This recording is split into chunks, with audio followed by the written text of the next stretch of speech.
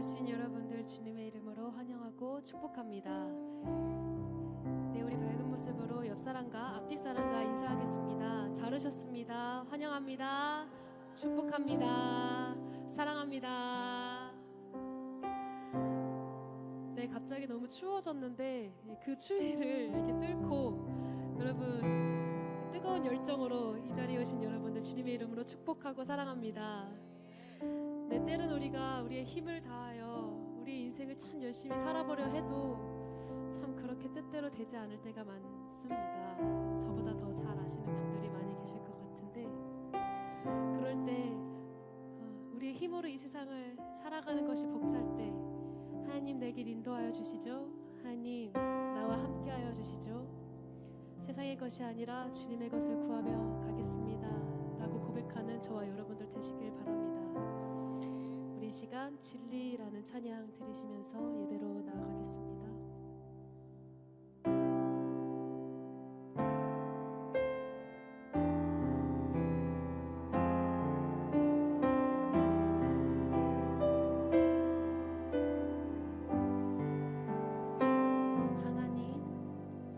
하나님 사랑 변치 않는다. 하나님 사랑 변치 않는다.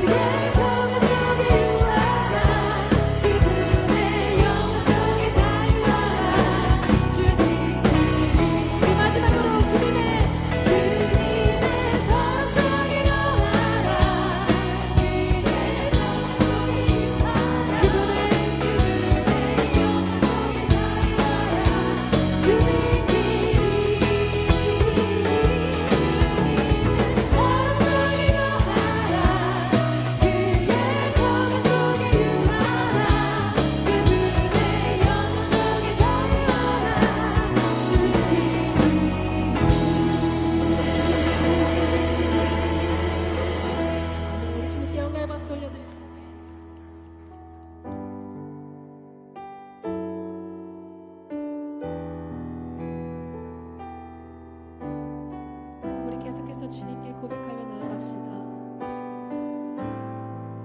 자, 주님께서 말씀하십니다. 두려워 말라, 너와 함께하리니 놀라지 말라, 나는 내 하나님 됨이니. 우리 이 시간 이 찬양의 가사 붙잡고 주님 앞에 기도하며 나아갑시다. 두려워 말라, 두려워 말라, 너와 함께 함이니 놀라지 말라, 나는 내 하나님 됨이니. 무서워 말라, 내가 널 도와주리니.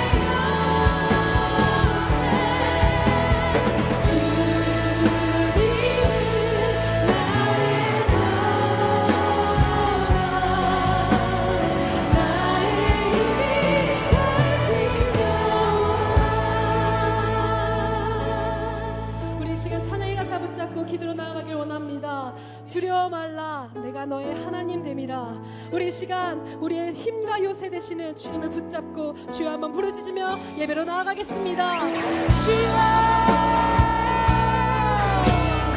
나의 힘과 방패가 되시는 주님을 찬양합니다.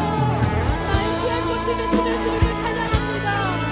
나의 산성과 나의 요새가 되시는 주님을 찬양합니다. 아버지, 오늘 이 시간 우리에게 위로를 허락하시고 우리를 만나주시고 아버지 우리에게 말씀하여 주시옵소서.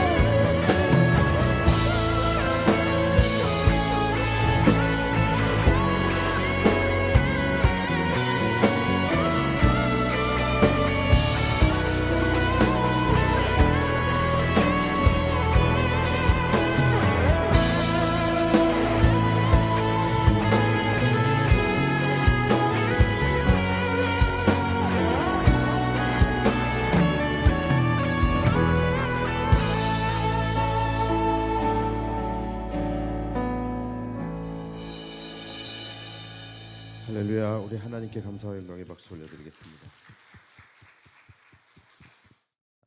우리가 지난주 시간에 가나안 땅을 불과 한 10여 킬로 남겨두고 시딤이라는 곳에 머물러 있던 이스라엘 백성들이 승리를 눈앞에 두고서 영적으로 나태해지게 되죠. 그래서 하나님을 배반하고 바알 신을 섬기게 되어지는 그런 영적 음행을 저지르게 되어지는 안타까운 그런 기사를 우리가 함께 나누었습니다. 어떤 사건이었죠? 이스라엘 백성들이 모압 여인들과 함께 바알의 신당에서 음행을 저지른 사건입니다. 그런데 이것은 그냥 단순한 음행 사건이 아니었지요. 자, 이것이 가지고 있었던 의미가 무엇이었죠? 바로 이것은 바알에게 제사를 드리는 그런 우상 숭배였다라는 것입니다. 가나안 입성이라고 하는 그 결승점을 눈앞에 둔 시점에서 가장 넘어지기가 쉬울 때, 제가 지난주에 뭐라 그랬죠? 항상 우리는 선줄로 생각한 자는 넘어질까 조심하라라고 말씀드렸었잖아요. 그러니까 이들이 바로 그때였어요. 이들은 영적으로 가장 조심해야 할 때에 이들은 영적으로 가장 나태해졌고 가장 해서는 안 될 일을 하고 만 것입니다. 더구나 그때의 그 상황이 어떤 상황이었습니까? 하나님은 외부에서 그들을 위해서 싸워주고 계실 때였어요. 산꼭대기에서 3번이나 자리를 옮겨가면서 이스라엘 백성들을 저주하는 발락과 발람의 도발을 하나님께서 그것을 막아주시면서 이스라엘을 위해서 싸워주고 계셨다라는 것이죠. 그런데 이들은 산 밑에서 그 은혜를 저버리고 영적 음행을 저지르며 하나님을 배반하고 있었던 것이죠. 물론 그 두 사건이 막 정확하게 동시에 일어난 사건은 아닙니다. 약간의 그 시간차는 존재를 합니다. 그러나 분명한 것은 하나님은 밖에서 이들을 위해서 싸워주고 계시는데 이들은 안에서 하나님을 배신하고 있었다라는 것입니다. 자, 그래서 여러분 항상 보면은요, 이 문제는 외부가 아닌 내부에서 일어나게 되는 거예요. 그리고 항상 거의 대부분의 실패의 원인은 외부적 요인이 아니라 나에게 있는 경우가 굉장히 많이 있습니다. 실제적으로 어떤 공동체이건 외부적 요인에 의해 외부의 공격으로 인해서 무너지게 되어지는 일은 별로 없어요. 항상 내부의 문제, 내부의 균열로 인해서 무너지게 됩니다. 특히 거룩한 하나님의 교회는요, 교회 공동체는 거의 100% 내부의 문제로 인하여 교회가 무너지게 됩니다. 교회는요, 거룩함을 잃어버리게 될 때, 내부적으로 거룩함을 잃어버리고 교회의 모습을 잃어버리게 될 때에 그 공동체가 무너지게 되는 거예요. 교회가 외부로부터 공격을 받아서 무너졌다라는 말은 여러분 들어보신 적 있으십니까? 아마 없으실 거예요. 왜 그러죠? 그 이유는 분명합니다. 하나님의 교회는 하나님께서 지켜주시기 때문에 그렇습니다. 교회가 외부로부터 공격을 받아도요, 발락과 발람의 저주를 하나님께서 다 막아주셨고 하나님께서 그것들을 허락하지 않으셨고 이스라엘 백성들의 털끝 하나 건드리지 못하게 하셨던 것처럼 여러분 하나님의 교회는 하나님이 지켜주시는 거예요. 근데 이 하나님의 교회가 무너지는 경우는 하나님의 교회의 모습을 잃어버렸기 때문에, 그러니까 내부적 문제로 인해서 무너지게 되는 거예요. 이스라엘 백성들도 마찬가지입니다. 이스라엘 백성들도요, 하나님의 백성일 때는 아말렉이 쳐들어오고 아모리 족속들이 쳐들어오고 아무리 외부에서 공격이 들어왔을 때에도 하나님이 그거 다 막아주시고 하나님이 싸워서 이기게 해주셨어요. 물리적인 공격뿐만이 아니라 영적인 공격도 마찬가지 아닙니까? 발락과 발람이 흑주술을 날리면서 그들을 영적으로 저주하고 그것을 3번이나 그렇게 했음에도 불구하고 하나님 다 막아주셨잖아요. 그렇죠? 자, 외부의 세력이 감히 하나님의 백성들을 공격하는 것을 하나님께서 절대로 허락하지 않으신다라는 거예요. 다 막아주세요. 뭡니까? 하나님은 하나님의 일을 하신다라는 것이죠. 그런데 항상 문제가 뭡니까? 내부에서 문제가 생기는 거예요. 내부에서 하나님을 경외하는 것이 없어지고, 내부에서 예배가 무너지고, 내부에서 원망과 불평과 분열이 일어나게 되고, 내부에서 하나님 중심 사상을 잃어버리게 될 때에, 그때에 교회가 거룩함을 상실해 버리게 되면 곧바로 공동체는 무너져 버리게 되는 것입니다. 뭡니까? 하나님은 하나님의 일을 하시는데 우리는 우리의 일을 하지 않았기 때문이다라는 것입니다. 이것은 교회뿐만이 아니에요. 여러분들의 인생, 여러분들의 삶 마찬가지예요. 내 삶이 지금 무너지고 있다라고 한다면 외부의 어떤 상황이라든지 어떤 외적 요인, 어떤 환경 때문이라고 여러분 생각하지 마십시오. 세상의 공격, 어떤 사단의 공격, 이런 것 때문에 내 인생이 이렇게 되었다라고 생각하지 마십시오. 여러분들이 분명한 하나님의 백성이라고 한다면 사단은 여러분들의 털끝 하나도 건드리지 못합니다. 하나님께서 그것을 허락하지 않으신다라는 거예요. 발락과 발람이 외부에서 이스라엘을 아무리 무너뜨리려고 했지만 이스라엘의 털끝 하나도 건드리지 못했던 이유가 뭡니까? 이스라엘은 하나님의 백성이었기 때문에 그런 것이죠. 여러분 마찬가지예요. 여러분들이 온전한 하나님의 백성이라고 한다면 누가 여러분들을 감히 해하려고 하는 것을 하나님께서 절대로 허락하지 않으신다라는 것이죠. 만약에 내 삶이 무너졌거나 또는 무너지고 있다라고 한다면 그 이유는 외부적인 요인 때문이 아니라 지금 내 안에서 어떠한 영적 균열이 일어나고 있기 때문일 가능성이 크다라는 거예요. 내 안에 예배가 무너지고, 내 안에 믿음이 무너지고, 내 안에서 혹시 이전에 없던 원망과 불평과 교만함이 생기고, 지난주에 말씀드렸듯이 영적 나태함과 게으름, 이러한 것들로 인해서 내 안에서 거룩함을 상실해버리고 하나님을 경외하는 마음과 하나님 중심으로 살아가려고 했던 그러한 나의 어떤 이 믿음의 중심, 이것이 무너져 버렸을 때에, 그때에 내 삶이 흔들리게 될 가능성이 높다라는 것이죠. 그러니까 여러분 항상 내 안에 어떠한 일들이 있을 때에 남 탓하지 마시고, 세상 탓하지 마시고, 상황 탓하지 마시고, 하나님 탓하지 마시고 자신에게서 먼저 원인을 찾으시기 바랍니다. 하나님이 하나님의 일을 하지 않으셨기 때문이 아니라 우리가 우리의 일을 하지 않았기 때문일 가능성이 더 많다라는 것이죠. 혹시 하나님이 하나님의 일을 하시지 못할 만큼 내 안에 오늘 이스라엘 백성들이 가지고 있었던, 오늘 이스라엘 백성들과 같은 그러한 심각한 영적 균열이 일어난 것은 아닌지, 이 부분을 체크해 보셔야 된다는 거예요. 오늘 이스라엘 백성들 안에 일어난 이 영적 균열은요, 굉장히 심각한 상황이었습니다. 오늘 본문의 이 사건은 단순한 그냥 이스라엘 백성들 중 일부가 이스라엘 백성들 중 일부의 일탈로 인해서 이루어진 그냥 어떠한 한 범죄, 그런 정도의 개념이 아닙니다. 지금 이것은요, 오늘 본문의 이 사건은 하나님께서 하나님과 이스라엘 백성들과의 맺은 그 언약이 파기되어지는 사건이에요. 그러니까 이것은 이스라엘 백성들이 막 그저 막 물 없다고 막 원망하고, 그래서 그냥 하나님께서 그것 때문에 막 화내시고 이런 류의 사건이 아니에요. 이것은 하나님과의 언약이 파기되어지는 굉장히 중대한 사건입니다. 언약이 뭡니까? 너희는 나의 백성이 되고 나는 너희의 하나님이 될 것이다. 자, 이것이 언약이잖아요. 그런데 이스라엘 백성들이 이걸 깬 거예요. 이스라엘 백성들이 하나님의 백성이 되는 것을 거부하고 바알의 백성이 된 사건이에요. 그러므로 이 언약 파기의 사건, 이것은 하나님께서는 이 일에 대해서 책임을 물으실 때 이것은 일탈한 자들과 하나님과의 관계 속에서 풀어가야 할 문제가 아니라 이것은 하나님과 이스라엘의 관계 속에서 풀어가야 할 문제인 것이죠. 그러니까 이 책임은 하나님께서 이스라엘에게 물으시게 되는 거예요. 그래서 4절을 보시면 하나님이 뭐라고 말씀을 하시냐면 백성들의 수령들을 잡아서 태양을 향하여 여호와 앞에 목매어 달라 이렇게 명하시는 거예요.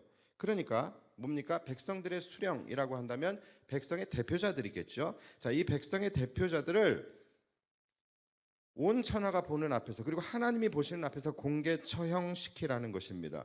자, 우리는 이게 하나님께서 왜 이렇게 지금 잔인하실까? 왜 이렇게 잔인한 방법으로 대응을 하시지? 우리가 아는 하나님, 사랑의 하나님, 긍휼의 하나님, 자비의 하나님과 사뭇 다른 하나님의 모습이 지금 느껴지고 있어요. 그리고 왜 이렇게 하나님이 좀 합리적이지 않은 그런 심판을 지금 내리고 계시나라는 생각이 들 수 있어요. 왜냐하면 지금 하나님이 심판을 하실 때에는 지금 죄를 지은 자들, 범죄한 자들을 처형하시는 것이 그것이 합리적인 거잖아요. 그런데 지금 하나님은 백성의 수령들, 다시 말해서 백성의 지도자들을 처형하라고 지금 명하고 계시는 거예요. 자, 그래서 우리는 하나님에 대해서 오해할 수 있습니다. 자, 그런데 제가 아까도 말씀드렸지만 저는 이것이 곧 하나님의 사랑과 하나님의 자비와 하나님의 긍휼이라고 생각을 합니다. 자, 하나님의 지금 언약이 깨어진 상태예요. 하나님의 언약을 깬 상황 속에서 지금 이스라엘 백성들이 감당해야 할 것은 뭐냐면 바로 하나님의 심판이에요. 자, 죄를 진 사람들의 심판이 아니라 이스라엘 전체의 심판입니다. 그렇죠? 그러니까 이스라엘 백성들 전체가 지금 심판을 받아야 하는 그런 상황인데 하나님이 그렇게 하지 않으시고 전체의 목숨값으로 지금 이스라엘 백성들의 대표들의 목숨을 요구하신 것입니다. 다시 말해서 백성들의 대표자들을 처형하는 것이 곧 이스라엘의 처형을 의미하는 것이었죠. 그래야 하나님의 공의가 이루어지고 그래야 하나님의 진노가 이스라엘에서 떠나갈 수 있다라고 그렇게 하나님께서 말씀을 하신 거예요.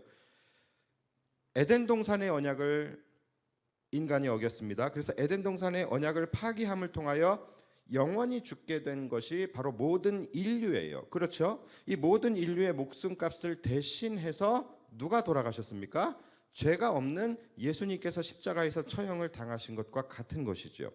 자, 그런데 문제가 뭐냐면 그 다음에 바로 모세의 행동이었다라는 것이죠. 모세의 행동이 5절에 나오는데 한번 5절을 읽어드릴게요. 모세가 어떻게 하나 보십시오. 모세가 이스라엘 재판관들에게 이르되 너희는 각각 바알 부올에게 가담한 사람들을 죽이라 하니라. 자, 여러분 지금 파악이 되시나요? 분명 하나님은 누구를 죽이라고 하셨어요? 백성의 수령들, 즉 백성의 대표자들을 죽이라고 하셨어요. 자, 그런데 모세는 지금 누구를 죽이라고 명령을 합니까? 너희는 각각 바알볼에게 가담한 사람들을 죽이라고 하죠. 그렇죠? 자, 지금 여기서부터 지금 모세의 명령과 하나님의 명령이 지금 갈리고 있습니다. 모세의 마음이 이해가지 않는 것은 분명히 아니에요. 그렇죠?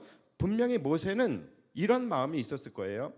아니, 죽어야 된다면 죄 지은 저놈들이 죽어야지. 지금 이 사단을 일으킨 저놈들이 죽어야지. 왜 지금 죄 없는 지도자들이 죽어야 되나? 지금 지도자들이 무슨 죄가 있나? 지도자들은 지금 백성들을 열심히 이끌고 그들을 위해서 헌신한 죄밖에 없는데 왜 그들이 죽어야 하냐라는 그런 마음이 있지 않았겠습니까? 여러분들은 어떤 생각이세요? 만약에 여러분들이 모세였다라고 한다면 여러분들은 어떤 결정을 내리셨겠습니까? 여러분 모세가 이해가 갑니까? 안 갑니까? 여러분들은 지금 둘 중에 누구의 말을 들으시겠습니까? 하나님의 말을 들으시겠습니까? 아니면 모세의 말을 들으시겠습니까? 그러니까 여러분 이것은 쉬운 문제가 아니에요. 그것은 분명합니다. 자, 사실 우리의 마음도 어찌 보면 모세의 마음에 더 지지를 보내고 있지 않으십니까?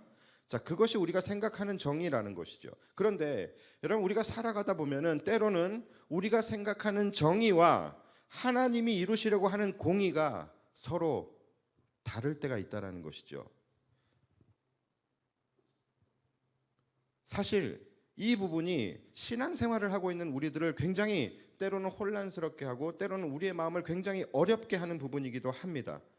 심지어 이 일로 인해서 여러분, 이스라엘이 어떻게 됐냐면 이 모세의 불순종으로 인해, 이게 지금 모세의 불순종이라고 말하기도 사실 모세에게 미안한 부분이 있어요. 그렇죠? 자, 그런데 어쨌든 간에 모세의 불순종이잖아요. 이 모세의 불순종으로 인하여서 지금 하나님께서 이스라엘 백성들을 치기 시작을 해요. 자, 그래서 지금 이스라엘 백성들이 연병으로, 이 전염병으로 무려 2만 4천 명이 죽임을 당하게 됩니다. 그러니까 지금 결과적으로만 본다면 모세가 만약에 하나님의 말씀에 순종을 했다면 그냥 백성들의 수장들 몇 명이 됐을지 몇십 명이 됐을지는 모르겠지만 그냥 그들이 죽는 것으로 일단락이 됐을 수 있어요.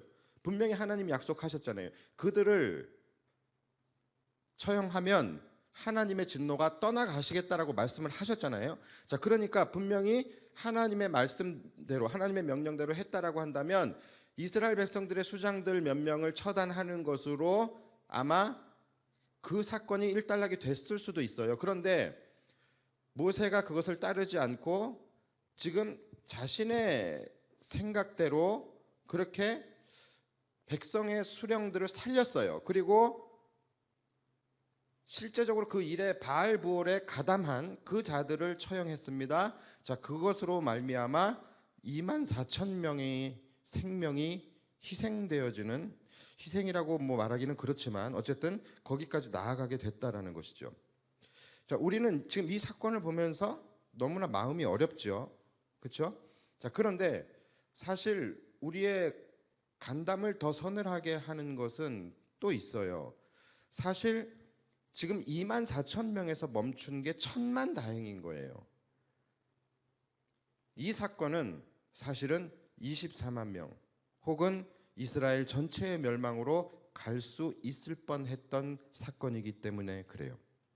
자, 이제 또 하나의 우리를 혼란스럽게 하는 사건이 이제 이어서 나오게 되는데, 만약에 그 사건이 없었다라고 한다면 아마 하나님께서 내리신 이 전염병은 2만 4천 명이 아니라 이스라엘 전체에 대한 멸망으로 가게 되었을 수도 있었다라는 것이죠. 자, 어떤 사건이 있었는지 오늘 본문을 함께 보겠습니다. 오늘 본문 6절을 보시면, 자, 이스라엘 자손의 온 회중이 회막문에서 울 때에 이스라엘 자손 한 사람이 모세와 온 회중의 눈앞에 미디안의 한 여인을 데리고 그의 형제에게로 온지라.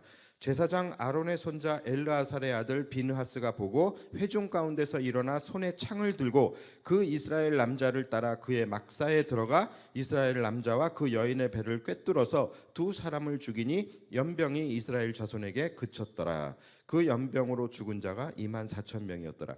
여러분, 지금 이 내용을 지금 파악이 가능하십니까? 자, 이스라엘 백성들이 지금 이 일로 인해서 다 회막문에 모여서 지금 비통해하며 울고 있었어요. 자, 그때에 이스라엘의 뒤에 가면 이름이 나와요. 시므리라는 사람이에요. 이 시므리라는 사람이 버젓이 미디안 여자를 데리고, 이방 여자죠. 자, 미디안 여인을 데리고 거룩한 이 이스라엘 경내로 들어오게 돼요. 들어와서 지금 이 이스라엘 백성들이 회막문 앞에 모여서 울고 있는데 버젓이 그 여인을 데리고서 막사로 들어가게 됩니다. 지금 자신들의 범죄함으로 인해서 하나님이 진노하셔서 백성들이 연병으로 지금 죽어나가고 있어요. 그래서 백성들이 회막문에 모여 통회하며 지금 울고 있는데 보란듯이 이방 여자를 데리고 진영 내로 지금 들어와서 막사로 들어갔다라는 거. 백성들이 그것을 보면서 얼마나 지금 기가 막혔겠습니까? 그리고 또 얼마나 분노했겠습니까? 자, 그런데 그 회중 가운데서, 분노한 회중들 가운데서 그 분노를 참지 못한 사람이 한 사람이 있었어요. 자, 그가 누구냐면 바로 제사장 엘르아살의 아들 비느하스라는 사람이에요. 자, 제사장의 아들이니까 이 사람 역시 제사장이겠죠. 자, 이 비느하스가 긴 창을 들고 막사로 따라 들어갑니다. 그래서 이 남자와 여자의 배를 한 번에 관통을 시켜요. 그래서 이 두 사람을 현장에서 죽이게 됩니다. 너무나 잔인하죠. 자, 우리는 또 이 사건을 들으면서 마음이 또 어려워지기 시작을 해요. 그렇죠? 자, 어떤 생각이 듭니까? 아이 참 보면 거지 같네. 이런 생각이 들어요. 왜 이런 이야기들만 나올까? 그리고 죽은 놈도 나쁜 놈이죠. 죽은 놈도 나쁜 놈이지만 죽인 사람도 참 성질머리하고는 제사장이라는 사람이 그거 꼭 그렇게까지 잔인하게 했어야 했나? 얼마든지 다른 방법도 있을 수 있잖아요. 그냥 잡아서 결박하고 가두고 그리고 또 거룩한 재판을 통해서 처단하면 되잖아요. 아무리 죄인이지만 그래도 사람의 목숨인데 꼭 그렇게까지 해야 했냐라는 것이죠. 자, 그러니까 그가 분명히 정의를 위해서 한 것까지는 우리가 다 인정을 합니다. 자, 그렇죠? 정의를 위해서 한 것은 우리도 동의를 하지만 그 정의를 이루는 방법까지 정의로웠냐라는 것에 대해서는 우리가 동의를 하기가 조금 그래요. 그렇죠? 자, 그런데 성경은 여기에 대해서 또 뭐라고 말씀을 하시냐면 이 사건으로 말미암아 이스라엘의 연병이 그쳤다라고 말씀을 하고 있어요. 오늘 본문 8절을 보시면 그 이스라엘 남자를 따라 그의 막사에 들어가 이스라엘 남자와 그 여인의 배를 꿰뚫어서 두 사람을 죽이니 연병이 이스라엘 자손에게서 그쳤더라. 자, 그리고 더 나아가 하나님은 친히 이 제사장 비느하스, 이 비느하스에 대하여 어떻게 말씀을 하시느냐? 그게 11절에 나옵니다. 자, 제사장 아론의 손자 엘르아살의 아들 비느하스가 내 질투심으로 질투하여 이스라엘 자손 중에서 내 노를 돌이켜서 내 질투심으로 그들을 소멸하지 않게 하였도다. 그러므로 말하라. 내가 그에게 내 평화의 언약을 주리니 그와 그의 후손에게 영원한 제사장 직분의 언약이라. 그가 그의 하나님을 위하여 질투하여 이스라엘 자손을 속죄하였음이니라. 아멘이 잘 나오세요? 자, 지금 이 하나님의 말씀을 여러분들 충분히 이해를 하시겠어요? 굉장히 사실은 생소하면서도 놀랍죠. 자, 하나님은 이 비느하스라는 사람에 대해서 굉장히 지금 칭찬을 하고 계시죠. 그리고 칭찬을 넘어서 이 사람과 평화의 언약까지 맺어주시고 있어요. 그렇죠? 그리고 또 이스라엘을 향하여서는 뭐라고 말씀하십니까? 니네 비느하스 때문에 살은 줄 알아 라고 말씀을 하시는 거예요. 그렇죠? 제가 아까 말씀을 드렸죠. 지금 이 사건이 왜 소름 끼치는 사건이냐면 이 일은 원래는 24,000명이 죽을 일이 아니었어요. 이 일은 원래 하나님의 마음은 이스라엘 전체를 소멸시키려고 하나님께서 이들에게 전염병을 내리셨던 것이죠. 자, 그래서 뭐라고 말씀을 하세요? 제사장 아론의 손자 엘르아셀의 아들 비느하스가 내 질투심으로 질투하여 이스라엘 자손 중에서 내 노를 돌이켜서 내 질투심으로 그들을 소멸하지 않게 하였도다. 그러니까 내가 그들을 내 질투심으로 인하여서 내가 이스라엘을 소멸하려고 했는데 그가 내 질투심으로 질투하여서 그러니까 그가 나를 위해서 질투하고 나를 위해서 싸웠기 때문에 내가 노를 돌이켜서 그들을 소멸하지 않기로 했다라는 것이죠. 그러니까 뭡니까? 이스라엘에게 너희 비느하스 때문에 24,000명에서 내가 멈춘 줄 고마워해야 돼라고 이야기하고 있는 것이죠. 자, 그게 바로 그가 내 질투심으로 질투하여, 그리고 그 뒤에 가면 그의 하나님을 위하여 질투하여, 이 말인 것이죠. 자, 여호와 하나님은 질투하시는 하나님이라고 말씀을 드렸죠. 자, 그런데 이스라엘이 어떻게 했어요? 하나님을 버렸어요. 영적 간음, 영적 음행을 저질렀어요. 그러니까 하나님은 지금 엄청난 충격을 받으시고 지금 엄청난 질투와 분개함과 분노심으로 지금 불타오르고 계시는 상태인데, 지금 비느하스가 하나님의 그 마음을 품었다라는 거예요. 그 하나님의 분노를 비느하스가 함께 품었다라는 거예요. 그가 내 질투심으로 질투하여, 즉 비느하스가 하나님의 질투심으로 하나님의 진노하심을 드러냈다라는 것이죠. 그래서 이스라엘 가운데 그 하나님의 거룩하심을 나타내었기 때문에 하나님이 그를 기뻐하신 것이고, 그랬기 때문에 하나님께서 그분의 질투심으로 인하여서 이스라엘 백성들을 소멸하려고 하셨던 그 마음을 돌이키게 되었다라고 말씀을 하시는 거예요. 그러니까 여러분, 하나님께서 비느하스를 기뻐하신 이유를 분명히 아셔야 됩니다. 제가 계속 반복해서 말씀드리죠. 그가 막 파이팅 넘치게 막 긴 창 가지고 들어가서 막 잔인하게 하나님 배교한 사람을 처단했기 때문이 아니에요. 그것 때문이 아니라 제사장 비느하스는 그가 하나님 편에 서서 하나님을 위해 분노하고 하나님을 위해 싸웠기 때문이다라는 것입니다. 그러니까 제사장 비느하스는 이 시므리라는 사람이 이방 여인을 데리고 막사로 들어가는 순간 하나님의 마음이 얼마나 무너질까를 그가 느낀 거예요. 그리고 하나님의 분노, 하나님의 질투심을 그가 느꼈어요. 그리고 그렇게 하나님을 진노케 한 자를 그는 가만히 내버려 둘 수가 없었던 것이죠.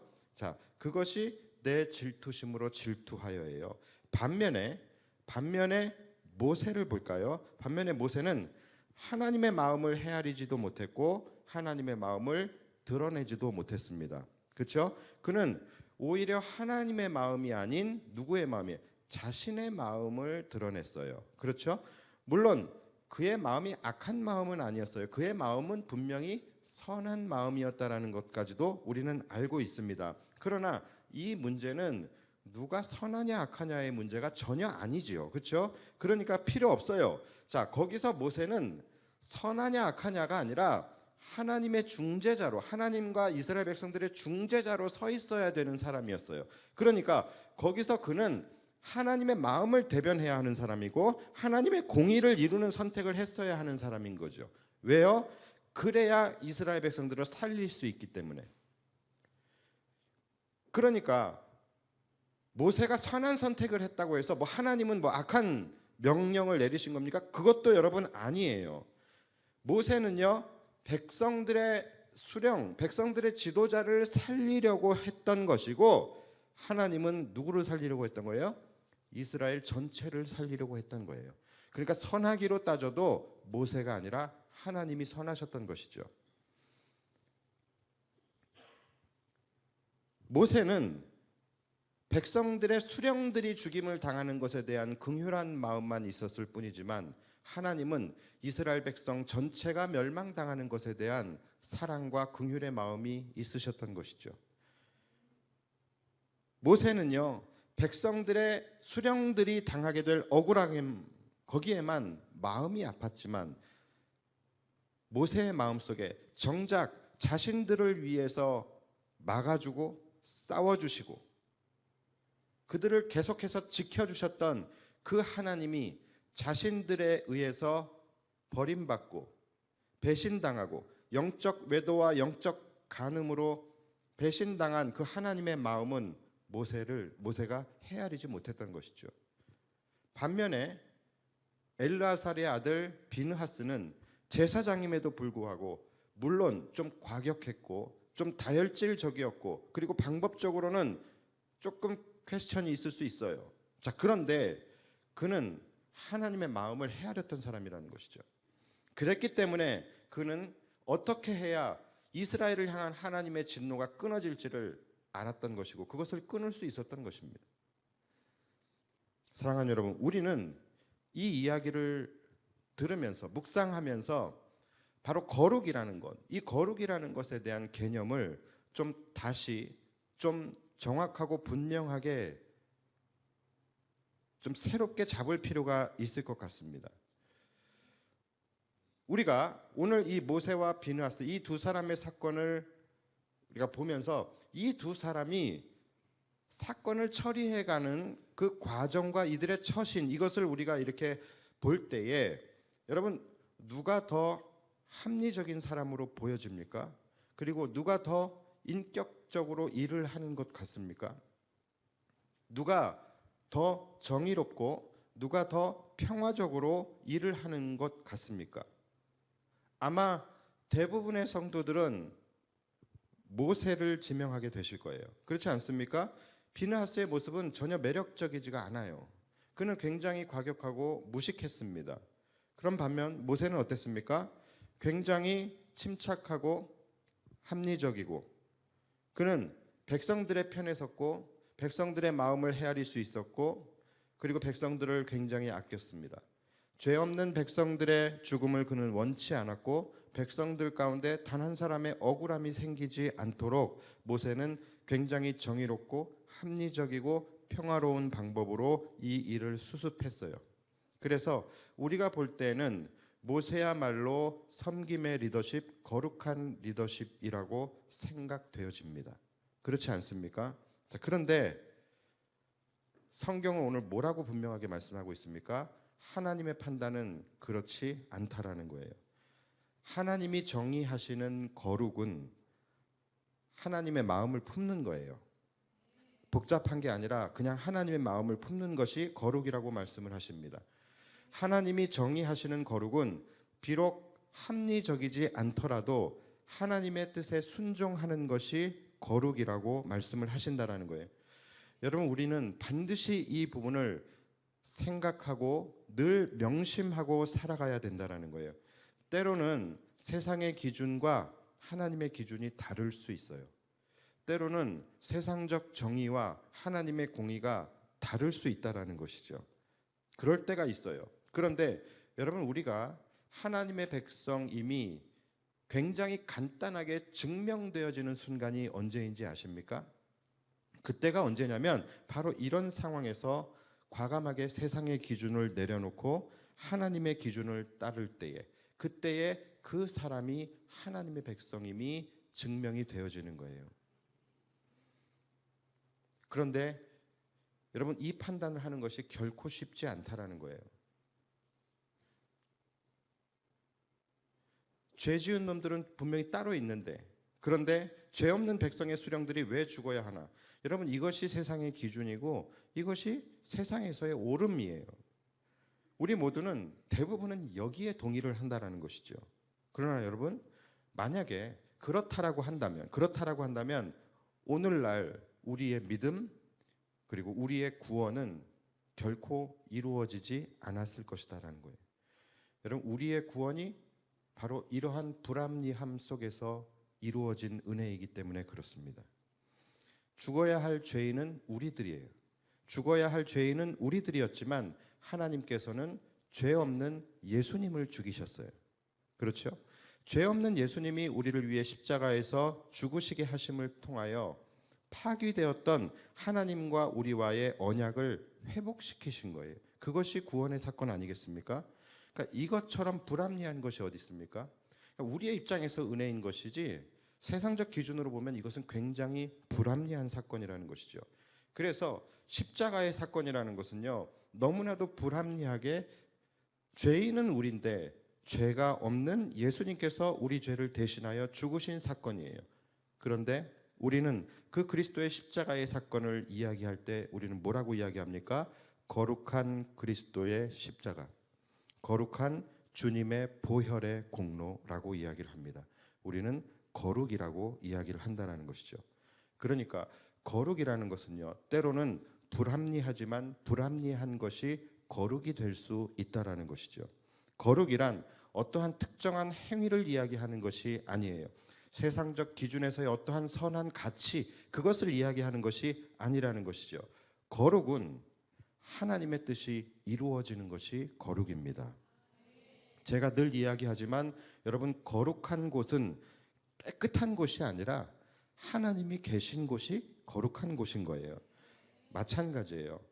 우리의 마음 가운데 우리의 마음이 거룩하려면 선한 마음을 품는 것이 거룩한 것이 아니라 하나님의 마음이 내 안에 있는 것. 다시 말해서 하나님의 마음을 품는 것이 거룩인 것입니다. 그것이 행여 하나님의 진노, 하나님의 질투, 하나님의 분노라고 할지라도 그 마음을 품는 것이 거룩이라고 오늘 성경은 말씀하고 있는 거예요.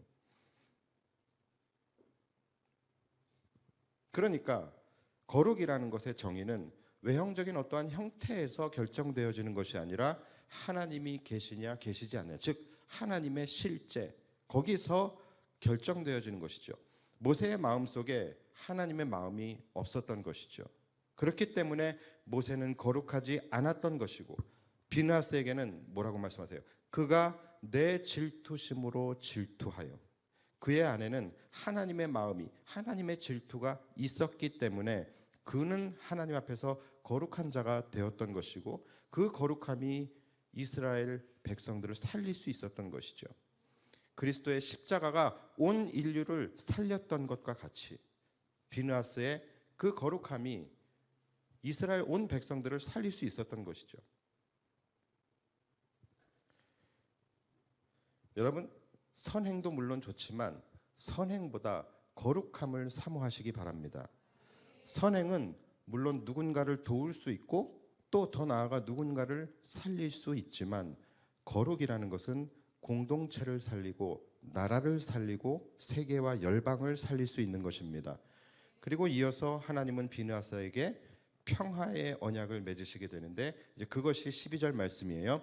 그러므로 말하라, 내가 그에게 내 평화의 언약을 주리니 그와 그의 후손에게 영원한 제사장 직분의 언약이라. 그가 그의 하나님을 위하여 질투하여 이스라엘 자손을 속죄하였음이니라. 자, 여러분, 우리도 잘 생각하셔야 됩니다.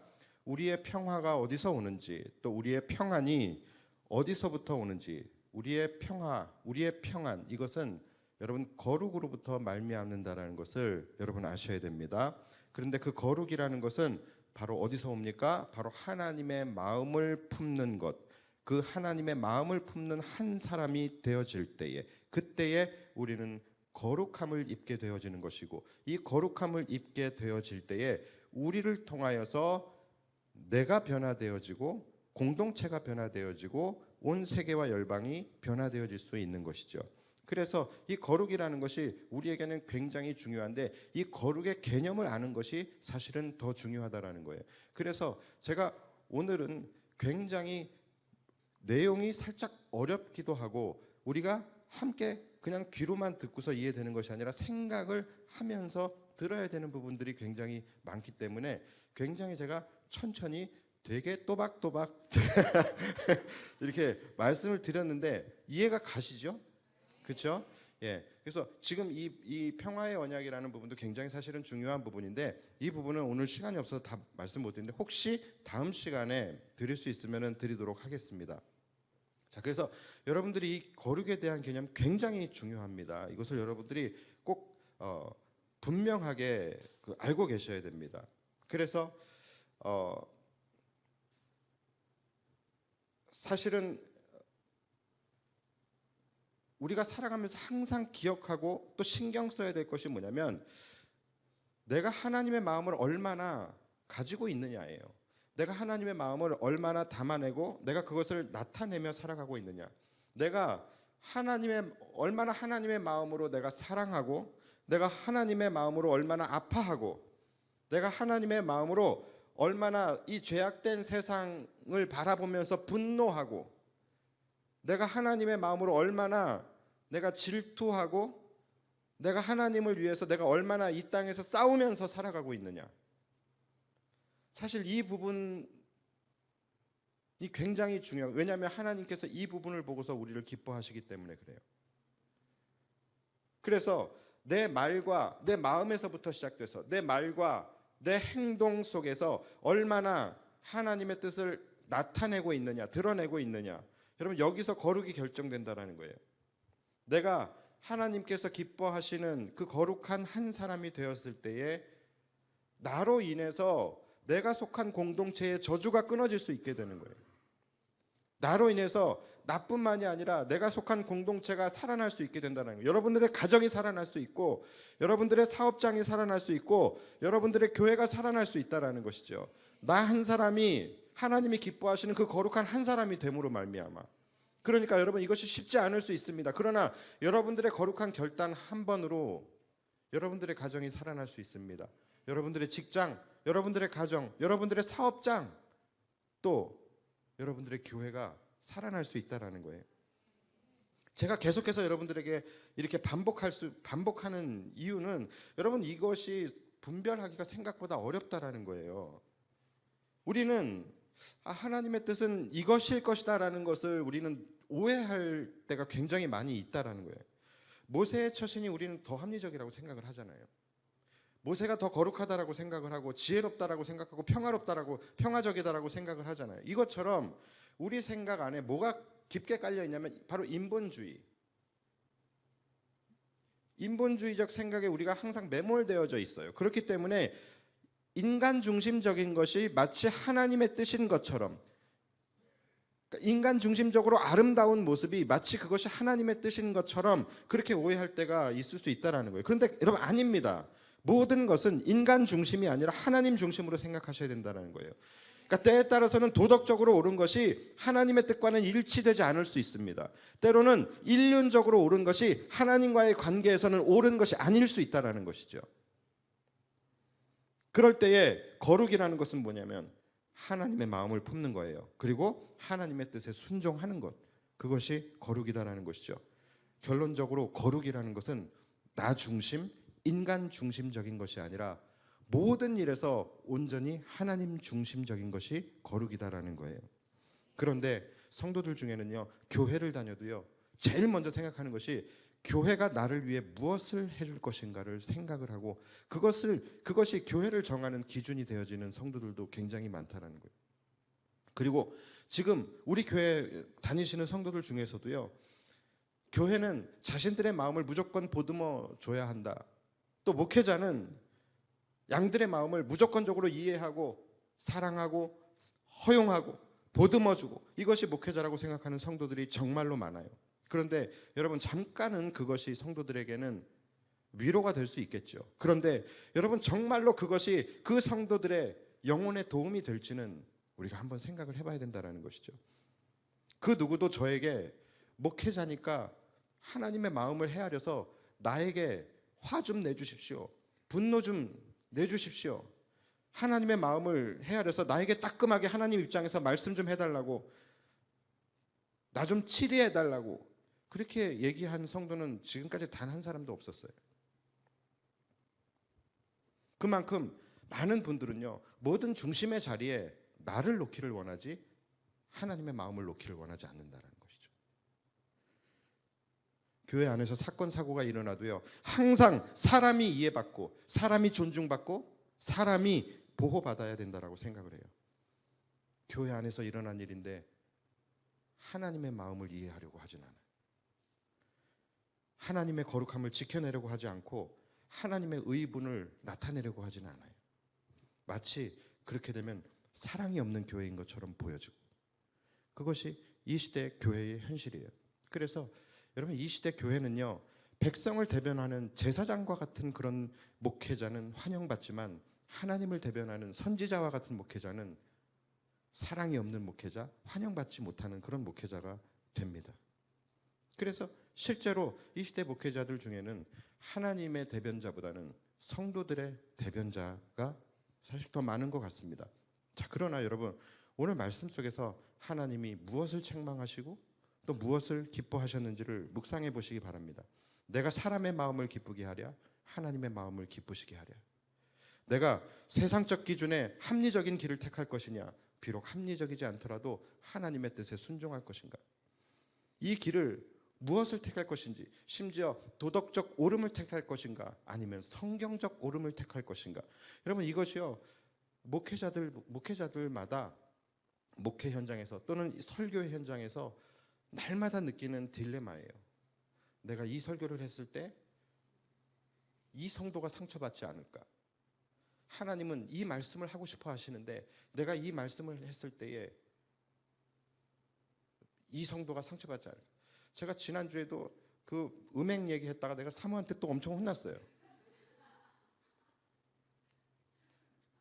근데 그게 얼마나 나쁜 건지를 알려면 얘기를 해야 될 거 아니에요. 그러니까 이 딜레마가 있다라는 거죠. 그런데 여러분, 이것은 목회자뿐만이 아니라 성도들에게도요, 이것은 우리가 고민해야 하는 딜레마가 될 수 없고 되어서도 안 되는 것이죠. 우리가 목회자이기 이전에, 성도이기 이전에 하나님의 자녀이고 하나님의 백성이라고 한다면 우리 모두의 인생의 포인트는 사람이 아니라 하나님에게 맞춰져야 된다는 것입니다. 왜냐하면 그것이 우리가 평생토록 이루어야 할 거룩이기 때문에 그렇습니다. 우리는 거룩을 이루어가야 할 때에, 그때에 내가 살아나고 가정이 살아나고 공동체가 살아날 수 있는 것입니다. 그리고 그런 자들에게 하나님은 평화의 언약을 맺어주시는 거예요. 이와 같은 하나님의 은혜가 오늘 이곳에 모인 모든 성도들에게 임하기를 바라고, 우리 모두가 함께 진정한 거룩을 이루어 가실 수 있는 저와 여러분들이 되시기를 주님의 이름으로 축원합니다. 우리 시간 함께 찬양할 때요, 하나님, 우리가 하나님 아버지의 마음을 품기를 원합니다. 우리가 정말로 진정한 거룩을 이루어내기를 원합니다. 아버지의 마음이 있는 그곳에 나의 마음이 있기를 원합니다. 아버지의 눈물이 고인 곳에 나의 눈물이 함께 그곳에 고이기를 원합니다. 아버지의 아픔이 있고 아버지의 분노가 있고 아버지의 진노가 있는 그곳에 나도 마음을 함께하며 그 아버지의 마음을 담아내고 그 아버지의 마음을 좀 드러낼 수 있는 그런 진정한 거룩한 자가 되기를 원합니다. 이러한 마음을 가지고 우리 함께 이 찬양 불렀으면 좋겠습니다. 함께 찬양합시다.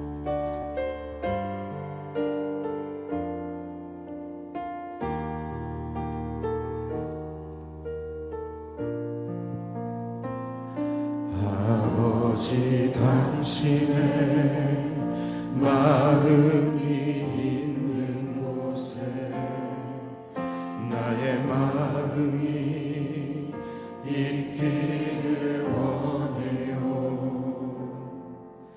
아버지, 당신의 눈물이 고인 곳에 나의 눈물이 고이길 원해요.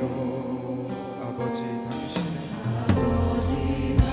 당신이 바라보는 영혼에게 나의 눈물이 향하길 원해요.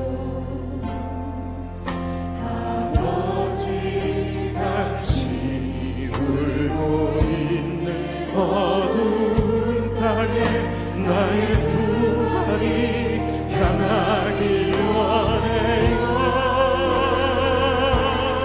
나의 마음이 아버지의 마음 알아. 내 모든 뜻 아버지의 뜻이 될 수 있기를 나의 몸이 아버지의 마음 알아. 내 모든 삶 당신의 삶. 다시 한번 고백하며 나아갑니다. 아버지, 당신의 마음이 아버지, 당신의 마음이 있는 곳에 나의 마음이 있기를 원해요.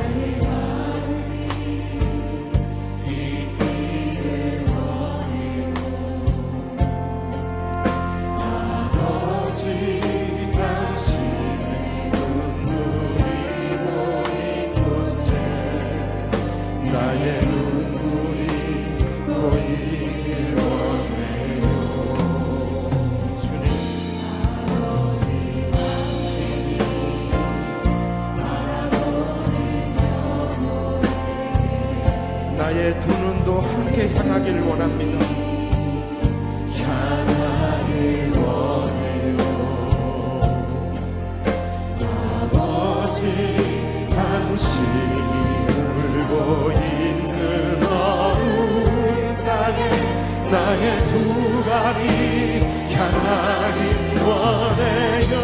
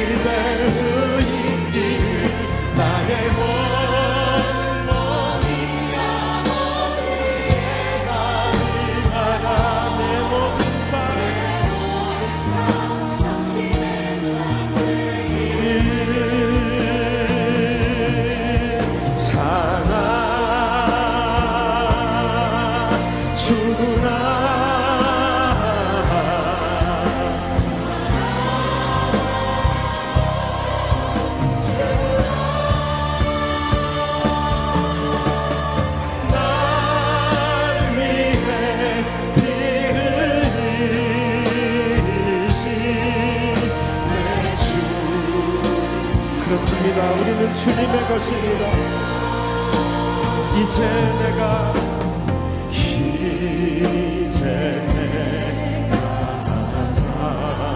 살아도 주님 위해서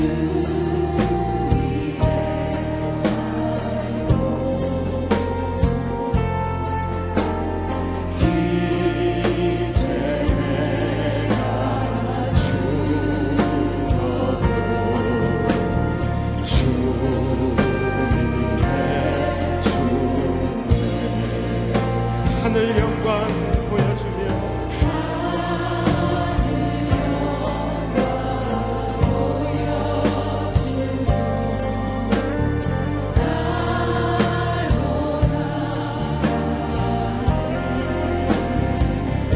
할렐루야 할렐루야 찬송하며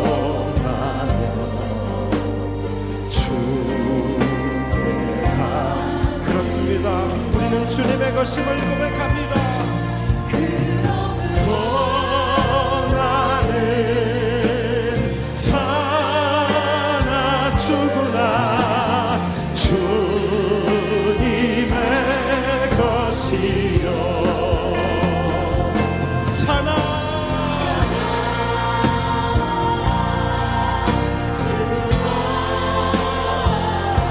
이제 내가 있어도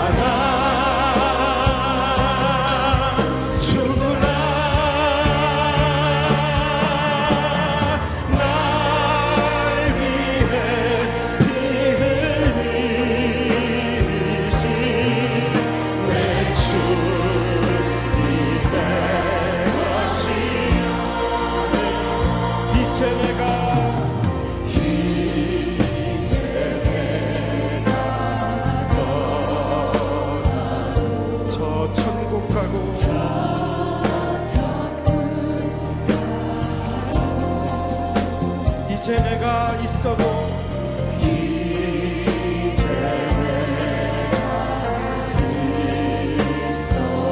주 위에 있네.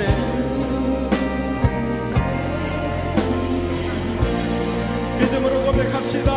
우리 예수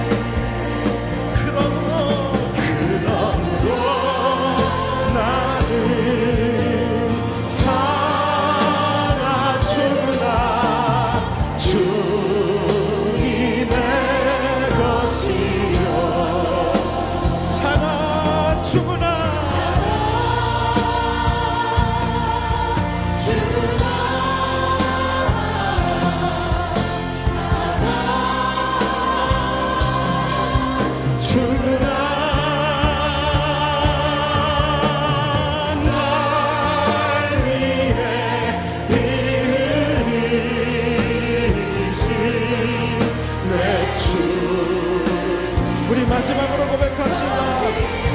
사나 죽으나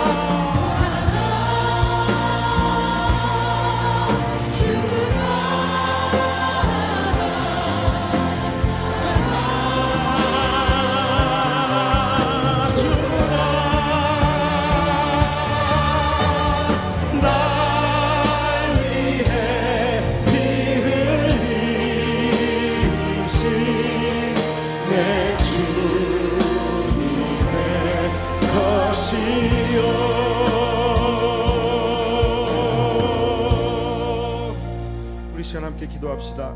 하나님, 오늘 이 밤에 우리 모든 각 사람들에게 진정한 거룩이 임하기를 원합니다. 거룩이라는 것은 외형에 있지 않고 또 어떠한 행위에 있지 아니하고 그리스도 예수의 마음을 품는 것이 거룩인 줄 믿사오니 삶의 모든 순간순간마다 우리가 다른 마음 품지 아니하고 주님의 마음을 품는 자가 되게 하여 주시옵소서. 정말로 우리가 찬양으로 고백했던 것처럼 나는 죽고 내 안에 그리스도가 사는 삶이 되게 하여 주옵소서.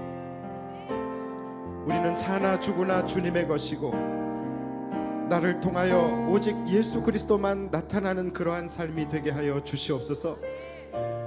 이 땅의 회복을 위해서 주님이 찾으시는 그 비느하스와 같은 그 한 사람이 내가 되게 하여 주옵소서. 그 거룩한 한 사람이 내가 되게 해달라고 이 시간 주님 한번 부르고 간절히 기도하며 나아갑시다. 주여